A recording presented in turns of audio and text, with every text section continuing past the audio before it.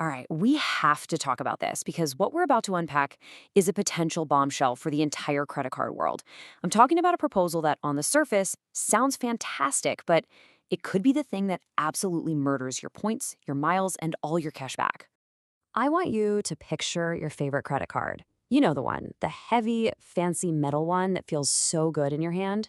Now imagine you open your wallet and it just crumbles, turns to dust, like Thanos just snapped his fingers. Because, and I'm not being dramatic here, this could literally be the end of the golden age of credit card rewards as we know it. So, what is this crazy proposal? It's actually super simple, and that's what makes it so disruptive. It's a mandatory federal cap of 10% on all credit card interest rates. That's it. No exceptions, a hard ceiling. Now, for millions of people, that sounds like an absolute dream come true, right? But oh man, the devil is always, always in the details. And this whole thing creates what we're calling the Robin Hood paradox. Because this policy has a very clear winner and a very clear loser. It's a total lifesaver for anyone buried in high-interest credit card debt. But for people like us, the ones who play the game to win, the travel hackers, the people who pay off their balance every single month to rack up those rewards, well, we're the ones who are about to get hurt. So let's get into it. How does this all fall apart? You have to understand, this isn't about politics. Not really. It's about the cold, hard math of how banks make money. We gotta follow the money to see the real damage. So, right now, the average credit card APR is clocking in at a brutal 25%. I mean, it's painful. That's a massive source of income for the banks, and yeah, a huge weight on anyone carrying a balance. And then, bam, this proposal comes in and wants to slash that all the way down to just 10%. I mean, that's a 60% drop. You can see why it sounds so good, right? It totally looks like a huge win for the little guy. And when you put actual dollars to it, it is staggering. Okay, let's say you've got 10 grand in debt. Right now, at 25%, you're burning 2,500 bucks a year just on interest. With this new cap, that drops to 1,000. That is an extra $1,500 in your pocket every year. I mean, that's life-changing money for a lot of people.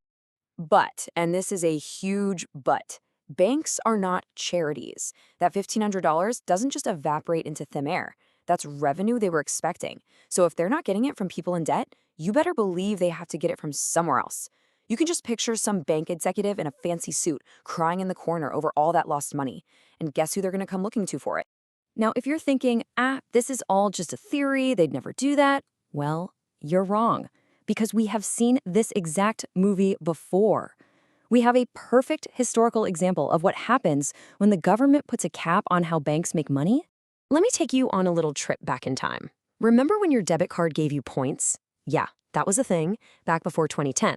Then the Durbin Amendment came along and capped the fees banks could charge stores. And what happened almost immediately? Poof. Debit card rewards were gone. Vanished overnight. It's proof that when you messed with a bank's income, our perks are the very first thing to go. I'm serious. Some of you might be too young to even remember this, but your checking account, it used to give you points. The banks killed that stuff without even blinking the second their profits were threatened. So let's do it. Let's run a simulation of our nightmare future. Let's call it the points apocalypse. If the high interest paid by some people is what pays for the rewards for everyone else, what happens when that money gets cut by more than half? The entire system just collapses, okay? Those massive 100,000 point sign-up bonuses, kiss 'em goodbye. Your 2% cashback card, gutted. All those awesome airline and hotel transfer partners, gone. Or so devalued, they're pointless. Even the boring stuff like purchase protection and travel insurance, it's all on the chopping block because the math just doesn't work anymore. And this one just hurts my soul. Picture it. You're at the airport. It's a zoo. You walk up to that beautiful lounge door, your little oasis, you scan your card, and you hear that horrible sound. Beep, access denied. That is one of the most expensive perks for banks, and you can bet your bottom dollar it's one of the first things they're going to kill. And look at this, the cold, depressing numbers. Your standard 2% cashback card, yeah, that's going to get knocked down to like a pathetic 0.5%. And that premium card with a $695 annual fee, get ready for that to shoot past $1,000. Easy. The whole reason you have the card would be completely flipped on its head. Okay, let's put on our tinfoil hats for a second. We're going to have a little fun and dive into the slightly unhinged conspiracy theory. right before we hit you with our final and very serious warning.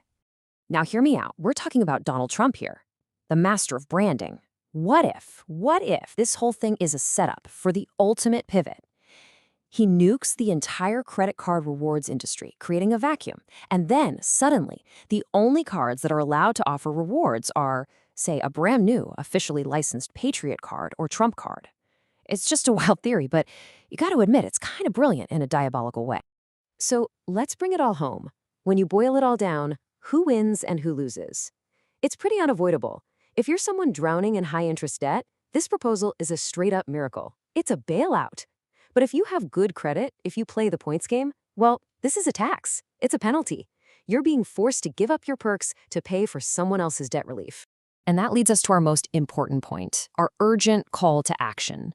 I'm not kidding here. If you are sitting on a big pile of points and miles right now, burn them, use them, book that flight, get that hotel, cash them out. Because in a world where this could actually happen, your points have only one direction to go, and that is down. They will devalue, or worse, become totally worthless. So I've got to leave you with this question. After all this, where do you land? Are you on team 10% cap? Are you willing to sacrifice your perks to help out millions of people in debt?